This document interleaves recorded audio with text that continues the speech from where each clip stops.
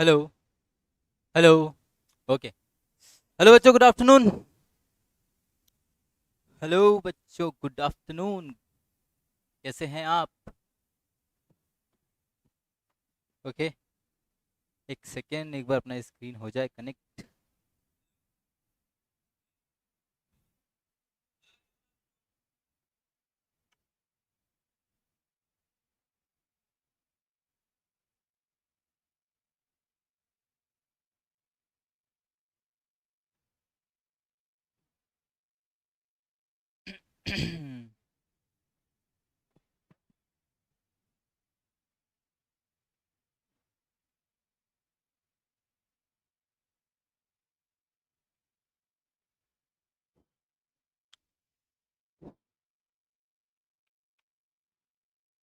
तो तुम लोगों ने पढ़ा एक बार को?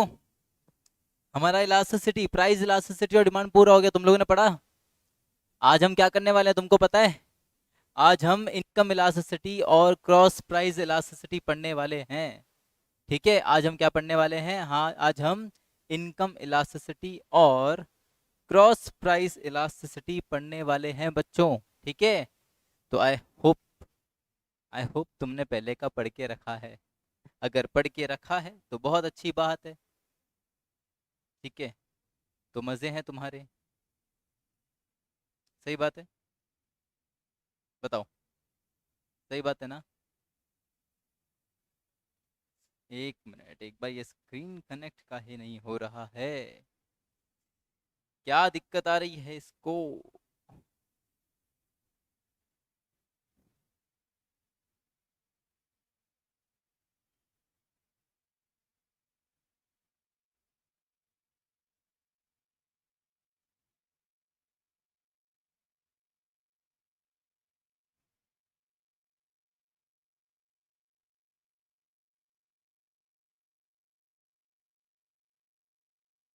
हाँ जी, अब हुआ कनेक्ट। चलिए, बहुत बढ़िया।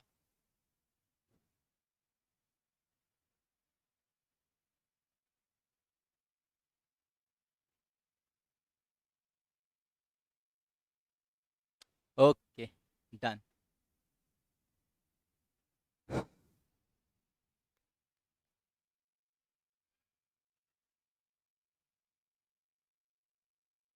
चलिए, तो बच्चों लास्ट क्लास में हम लोगों ने बात किया था किसका? सर, हम लोगों ने बात किया था प्राइस इलास्टिसिटी ऑफ डिमांड का। है जी? सही बोल रहा मैं? क्या मैं सही बोल रहा बच्चों? हाँ जी सर, बिल्कुल सही बोल रहे सर आप। हेलो।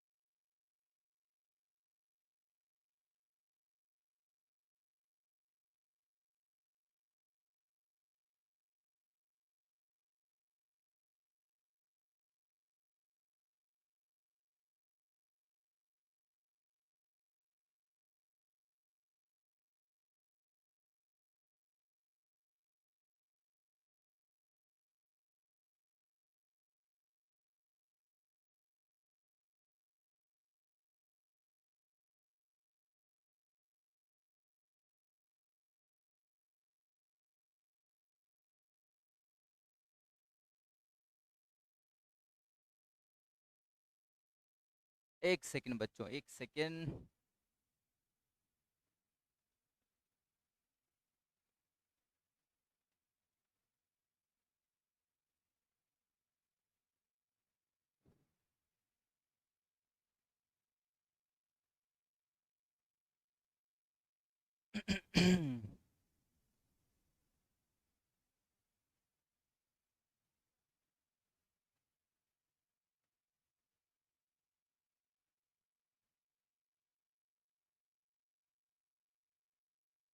चलिए।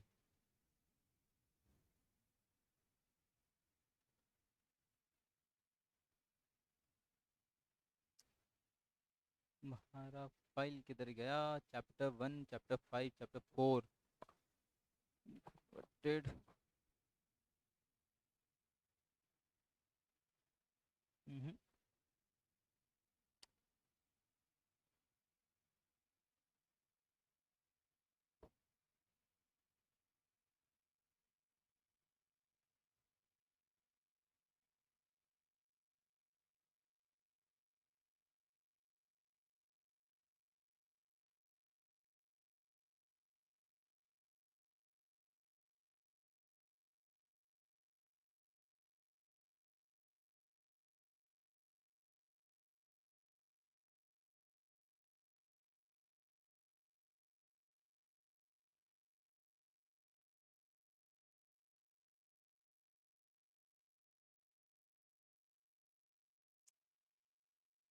यार।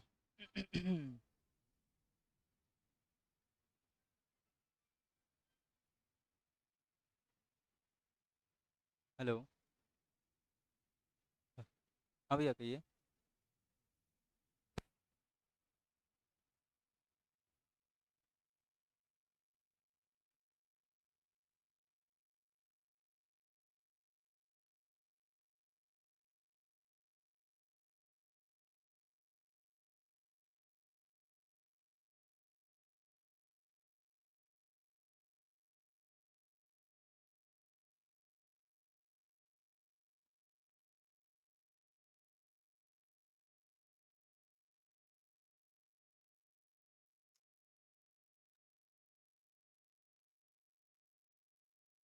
हम्म,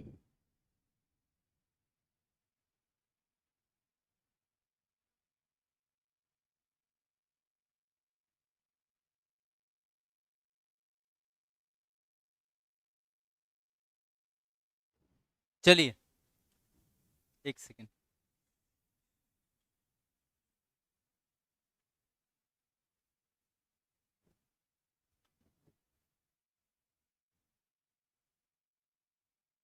सो गुड आफ्टरनून बच्चों।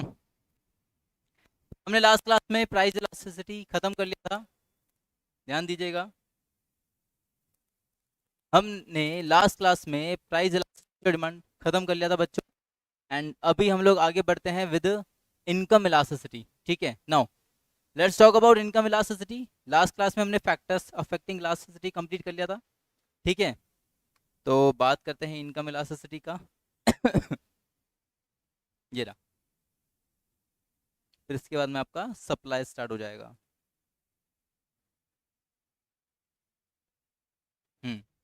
देखिए अब, तो what is sir income elasticity of demand? ठीक है, what is income elasticity of demand? Income elasticity of demand sir होता क्या है आखिर में? तो देखो कुछ भी नहीं होता है ना, कुछ भी नहीं होता। पहली बात तो सर कुछ भी नहीं होता तो फिर कैसे समझना।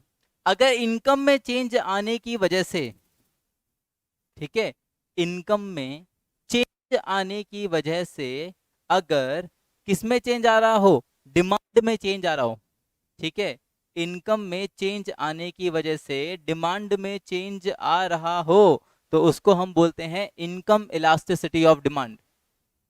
ठीक है, उसको हम क्या बोलते हैं? Income elasticity of demand. भाई क्या था प्राइस इलास्टिसिटी? प्राइस में चेंज आने की वजह से जब क्वांटिटी डिमांडेड में चेंज आता है तो उसको हम बोल रहे थे price elasticity of demand. And income elasticity of demand मतलब कि सर इनकम में चेंज आने की वजह से, समझना, क्वांटिटी डिमांडेड में चेंज नहीं आएगा। इनकम में चेंज आने की वजह से क्वांटिटी डिमांडेड में चेंज नहीं आएगा, बल्कि डिमांड में चेंज आएगा। क्यों? क्योंकि क्वांटिटी क्वांटिटी डिमांडेड का जो रिलेशन होता है वो किसके साथ होता है? वो सर प्राइस के साथ होता है। और फैक्टर्स अदर देन प्राइस का रिलेशन किसके साथ होता है? वो सर डिमांड के साथ होता है। तो सर जब इनकम में चेंज आने की वजह से डिमांड में जो चेंज आएगा, तो सर इनकम में कुछ चेंज आया, डिमांड में उसकी वजह से कुछ चेंज आया, तो वो जो डिग्री ऑफ चेंज आया ना डिमांड में due to change in income, उसको हम क्या बोलते? उसको हम इनकम इलास्टिसिटी ऑफ डिमांड बोलते हैं। ठीक है, उसको हम क्या बोलते हैं बच्चों? उसको हम इनकम इलास्टिसिटी ऑफ डिमांड बोलते हैं सर। ठीक है, आई बात समझ में? बताइए, आई बात समझ में? हाँ जी सर, ये तो it shows the proportionate change in demand with respect to proportionate change in income. It means it explains how much change in income and it leads to how much change in demand. कि income में कितना change आया, तो income में कुछ change आने की वजह से डिमांड में कितना चेंज आ रहा है, तो उस चीज को हम क्या बोलते हैं, उस चीज के मेजरमेंट को हम इनकम इलास्टिसिटी ऑफ डिमांड बोलते हैं सर। और इसके लिए भी हमारे पास वही मेथड रहता है जो हमारे पास demand price elasticity of demand में था। ठीक है, इसमें भी हमारे पास वही मेथड रहता है जो हमारे पास प्राइस इलास्टिसिटी डिमांड में था, दैट इज परसेंटेज मेथड। कौन सा मेथड?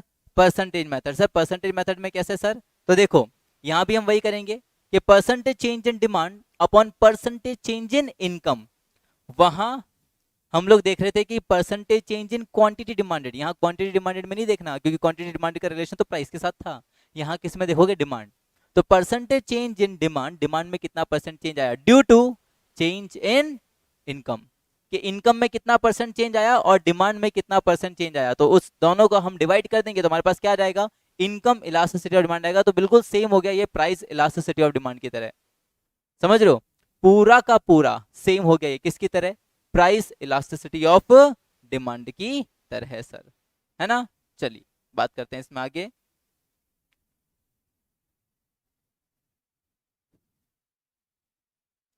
तो फॉर्मूला ये रहा।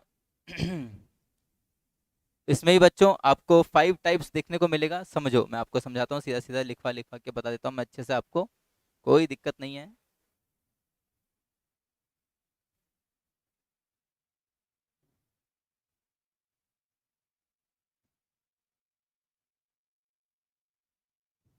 ये रहा हमारा पूरा।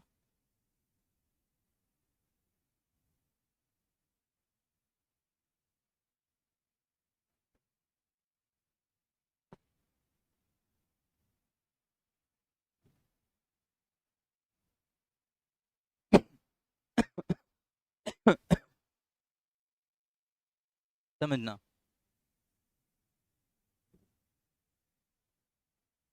चेंज इन डिमांड किसकी वजह से?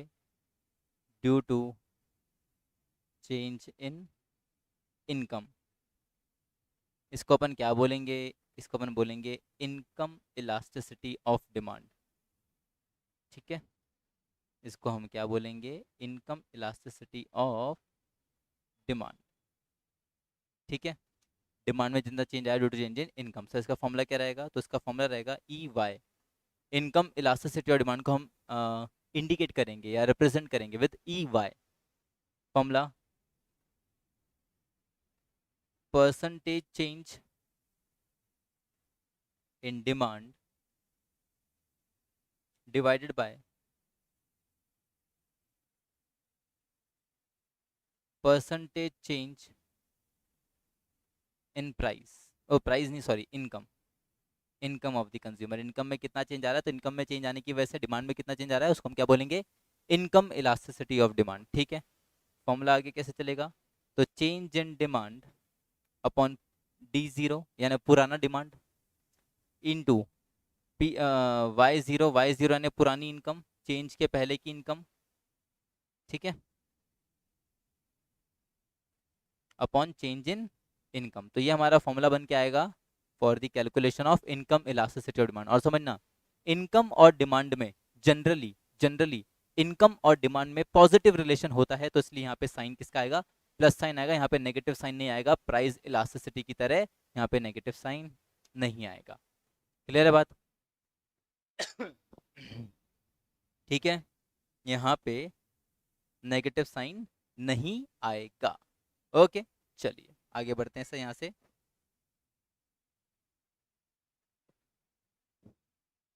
तो ये हमारा फॉर्मूला हो गया सर। इसके भी क्या है अभी समझना बच्चों, यहाँ पे बहुत ज़रूरी बात समझना। अगर आप नॉर्मल गुड्स का कंजम्पशन कर रहे हो तो नॉर्मल गुड्स के केस में इनकम इलास्टिसिटी हमेशा पॉजिटिव आएगा। ठीक है, इनकम इलास्टिसिटी जो है वो नॉर्मल गुड्स के केस में हमेशा क्या आएगा? पॉजिटिव आएगा। पॉजिटिव मतलब it can be greater than zero. ठीक है, in case of normal goods आपका इलास्टिसिटी ऑफ इनकम इलास्टिसिटी है वो कितना आएगा? हमेशा ग्रेटर देन 0 आएगा। अब ग्रेटर देन 0 में 1 भी हो सकता है, 1 से बड़ा भी हो सकता है, तो इनफाइनाइट भी हो सकता है, ठीक है। फिर नेसेसिटीज के केस में ध्यान देना इधर, नेसेसिटीज के केस में बच्चों कैसा होगा, नेसेसिटीज के केस में आपका इनकम इलास्टिसिटी जो है वो हमेशा लेस इलास्टिक आएगा। कैसा आएगा, लेस इलास्टिक। मतलब इनकम चेंज होगी तो नेसेसिटीज जो होती है ना हमारी, जो नेसेसिटी गुड्स होते हैं उनमें हम डिमांड चेंज नहीं करते। हमारी इनकम बढ़ती तो हम लग्जरियस गुड्स का डिमांड करते हैं, हम कभी भी नेसेसिटीज का डिमांड नहीं करते। तो in case of necessities, necessary goods, income elasticity कैसा आएगा, लेस इलास्टिक। और वहीं अगर आप बात करें लग्जरी गुड्स का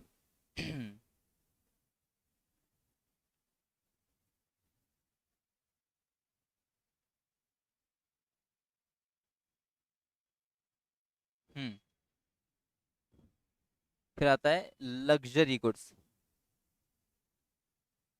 तो लग्जरी गुड्स में आपका जो इनकम इलास्टिसिटी रहता है वो हाईली इलास्टिक रहता है। मतलब समझना, यहाँ पे ई वाई यानी नेसेसिटीज के केस में जो elasticity of income, income elasticity है ना बच्चों, वो आपका आएगा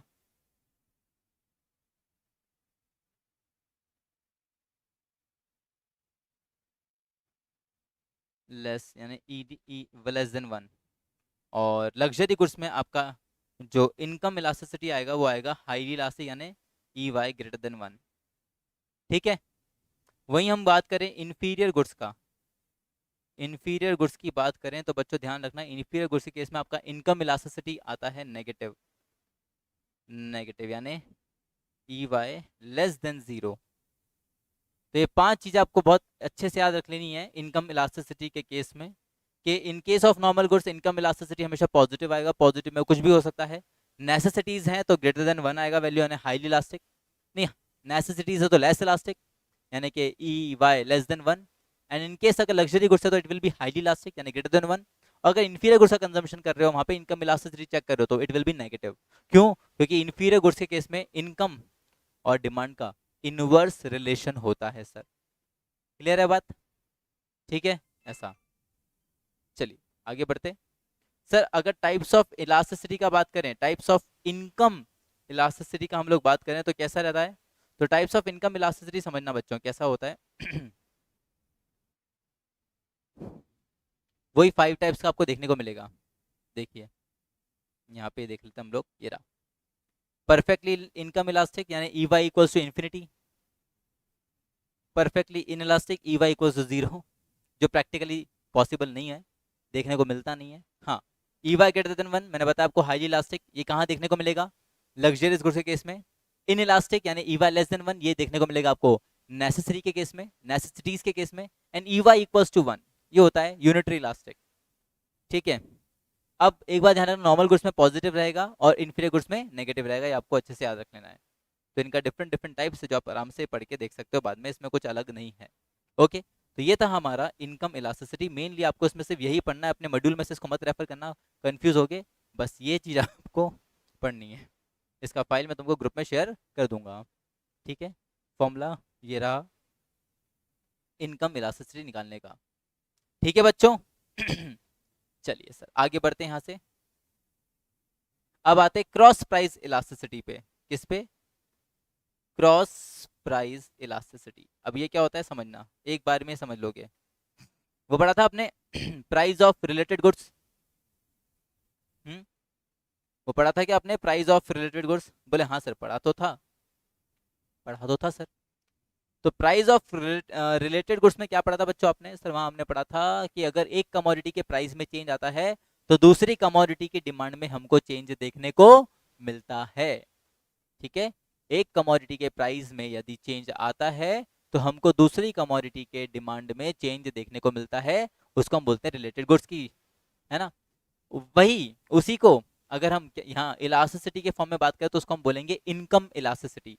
उसे हम क्या बोलेंगे बच्चों, उसे हम बोलेंगे इन सॉरी क्रॉस प्राइस इलास्टिसिटी। उसको हम क्या बोलेंगे, क्रॉस प्राइस इलास्टिसिटी। कि प्राइस में चेंज आया किसी और के और डिमांड चेंज हो रहा है किसी और का, तो change in price of one commodity, change in price of one commodity affects the demand of another commodity. तो उसको हम बोलते हैं क्रॉस प्राइस इलास्टिसिटी। प्राइस किसी और का चेंज हुआ, डिमांड किसी और का चेंज हुआ, तो उसको हम बोलेंगे क्रॉस प्राइस इलास्टिसिटी। ठीक है, ओके। हाँ जी सर। तो what is cross price elasticity sir? It is the change in price of one commodity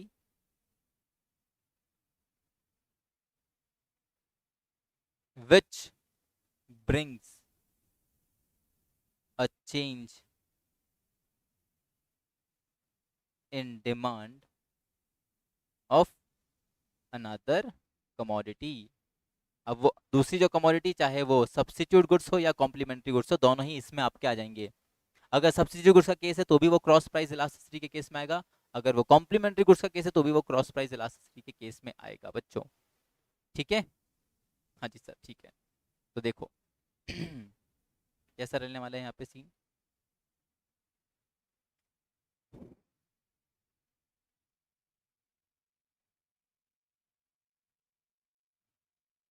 तो इसको हम इंडिकेट करते हैं, इसको हम डिनोट करते हैं ई सी से।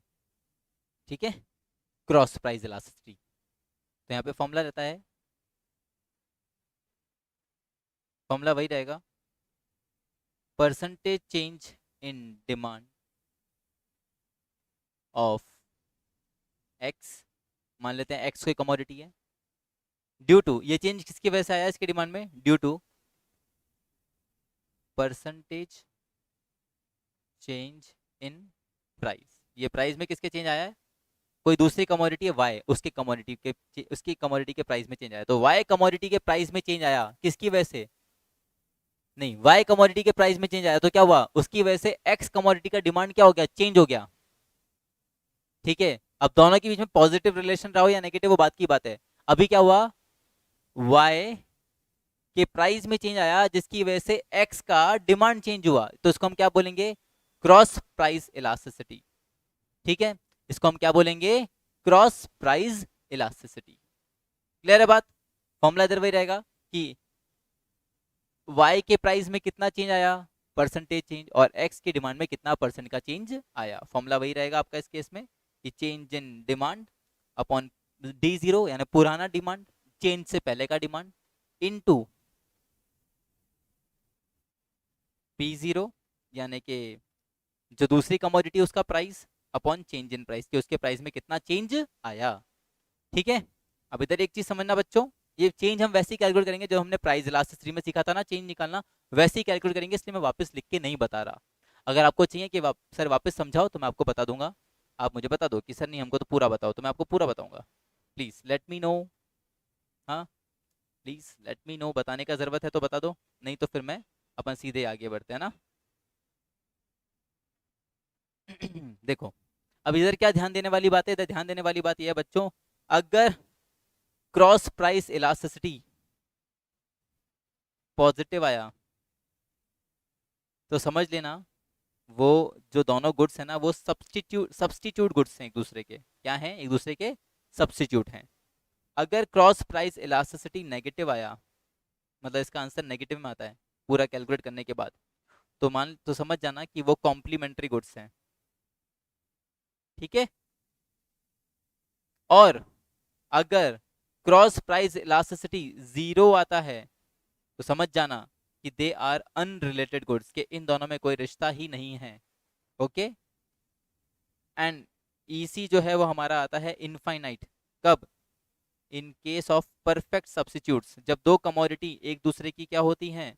जब दो कमोडिटीज एक दूसरे की परफेक्ट सब्स्टिट्यूट्स होती हैं,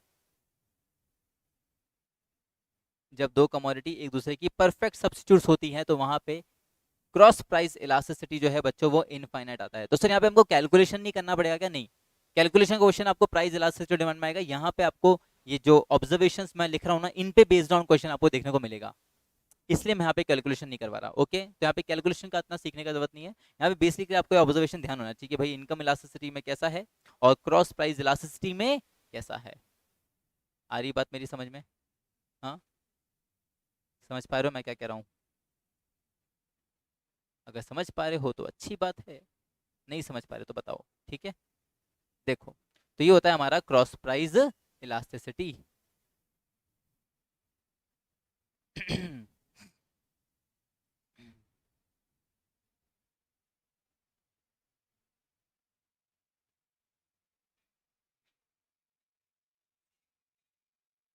देखो, ये देखिए, cross elasticity, it shows proportionate change in demand for one commodity and proportionate change in price of another commodity। ठीक है, तो ये रहा आपका formula, proportionate change in demand for good x, change in price of good y, formula same वही है।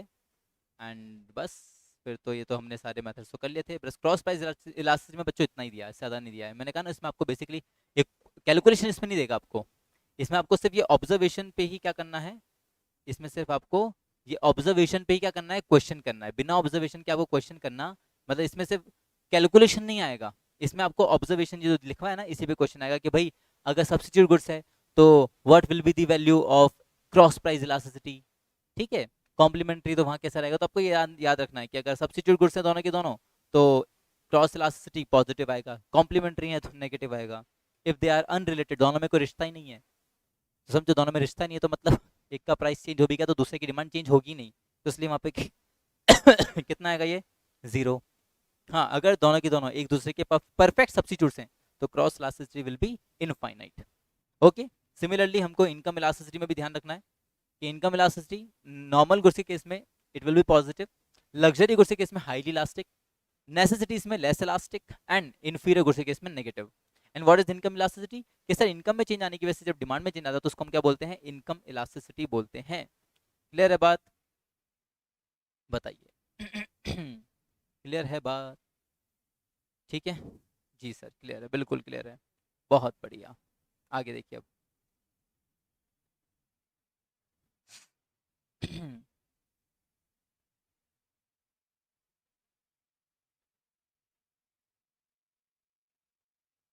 तो इसी के साथ एक दो क्वेश्चन करके देख लें हम, ठीक है, आ गया है समझ में, चलो।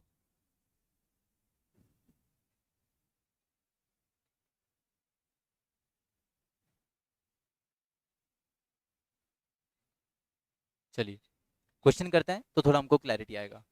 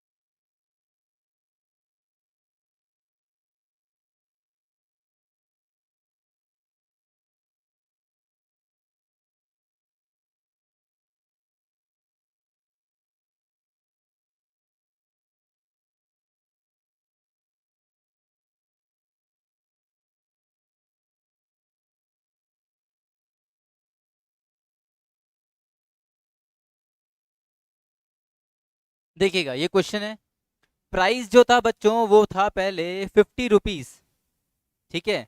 जब प्राइस 50 रुपीज था तो उसका डिमांड था 100 यूनिट्स। फिर क्या हुआ, फिर सर चेंज आ गया। क्या चेंज आया बच्चों, सर चेंज ये आया कि प्राइस बढ़ गया, 25 रुपीज से बढ़ गया, जिसकी वजह से डिमांड जो है वो डिक्रीज हो गया। डिमांड कितना डिक्रीज हुआ, डिमांड 80 यूनिट्स पे आ गया। पहले जो डिमांड 100 यूनिट्स का हुआ करता था, अब वो डिमांड कितना हो गया है, अब वो डिमांड 80 यूनिट्स का हो गया है। तो अब इसके बेसिस पे हमको इलास्टिसिटी ऑफ डिमांड कैलकुलेट करना है, price elasticity of demand calculate करना है। चलो करके देखते हैं। तो प्राइस इलास्टिसिटी और डिमांड का क्वेश्चन है, ये इनकम इलास्टिसिटी का नहीं है। एक बार ट्राई करो आप लोग इसको।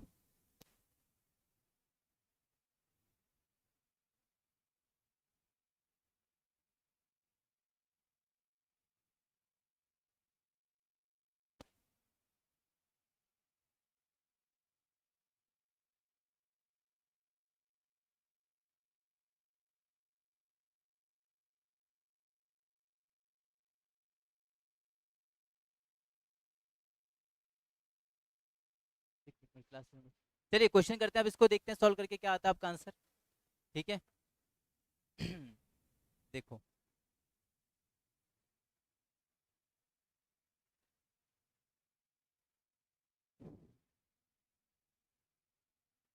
सबसे पहले क्या निकालोगे, P0 Q0, फिर क्या निकालोगे, डेल्टा P और डेल्टा Q। ओके, तो P0 पुराना प्राइस 50, पुराना क्वांटिटी 100।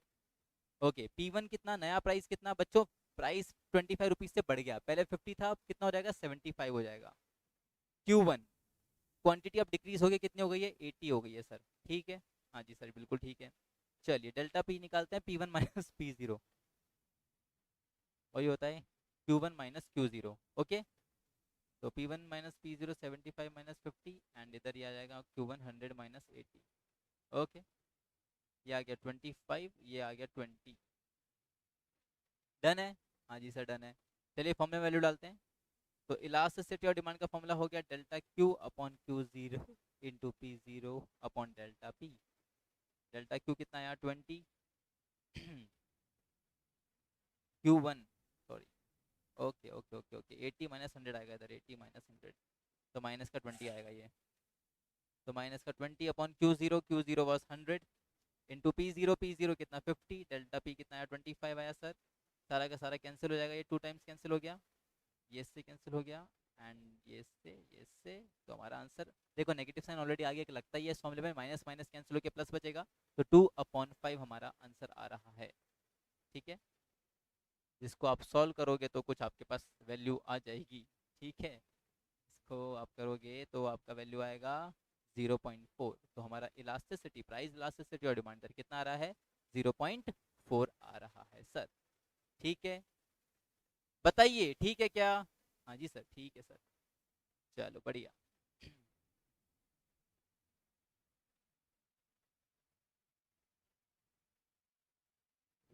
ठीक है, ऐसे ही एक इनकम इलास्टिसिटी का कर लेते कि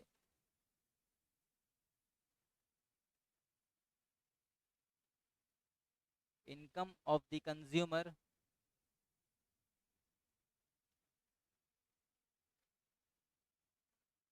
increased by 10%